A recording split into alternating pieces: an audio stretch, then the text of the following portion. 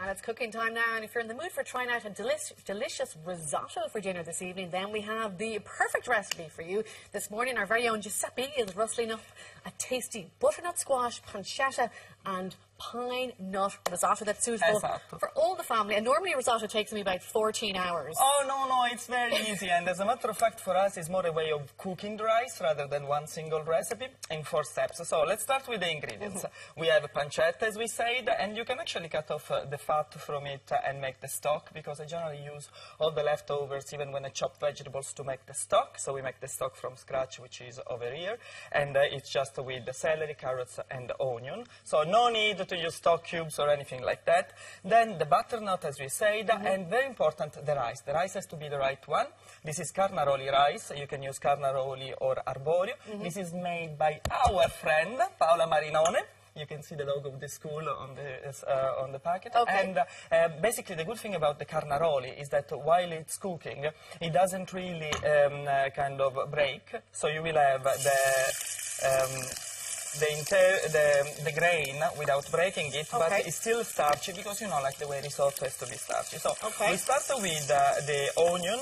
We wait till it gets translucent, and then we add the pancetta.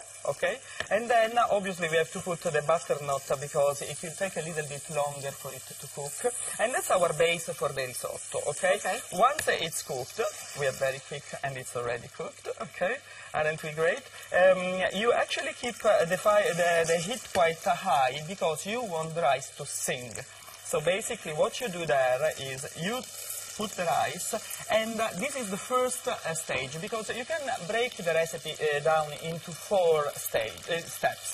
The first one is the toasting of the rice. Tostare, can you say tostare? Tostare. Gosh, you sound sexy when you speak Italian. And it's tostare. Can you see it's singing now? Yes. Well, basically, it's singing. Yes. It's kind of saying that he's having a great time and wants some wine, and that's the second thing. We all do that, don't we? So you add the wine, and basically... Just, what, half a as much as you want, and always use a good wine, because, I mean, as I often say, if you're cooking, you have access to the goods, so it's only natural that you have good wine, so you sip a bit and you use it for cooking as well. So also it's a keynote. If you use the same wine that you're serving, you know, like it's nice in this sense, because then your palate will put 2 and 2 together. So, tostare, sfumare, say sfumare. Sfumare. Well, close enough is good enough. Sfumare, and sfumare is when you want basically the alcohol to go away, and this is what you do for all the juices to come together, and then only at this stage you add the stock. Now for the stock, what I do always, I use a colander like this, and so that I don't have to worry about, you know, like pieces of vegetables or whatever else I put in the stock going into my rice. And at this stage, I lower the heat. And this is the longest stage, because that's what puts me off about risotto. You have to ladle it in. Yeah, but you have nice music on, your friends comes along, and you talk about personal problems. I mean, like, it's perfect, you know, like you have quality time, you know. So, and you kind of let it cook slowly, and each time you want the rice to absorb the stock. So that's why you don't use water, because you want the rice to have the character of the stock inside. And you don't have to keep stirring the whole time? No, not really, because you kind of lower, you see, like the way it's kind of, we say sobbollire. So that's the third part, which is cuocere the rice with the stock. Just every now and again you will go like this, just to be sure that it doesn't stick.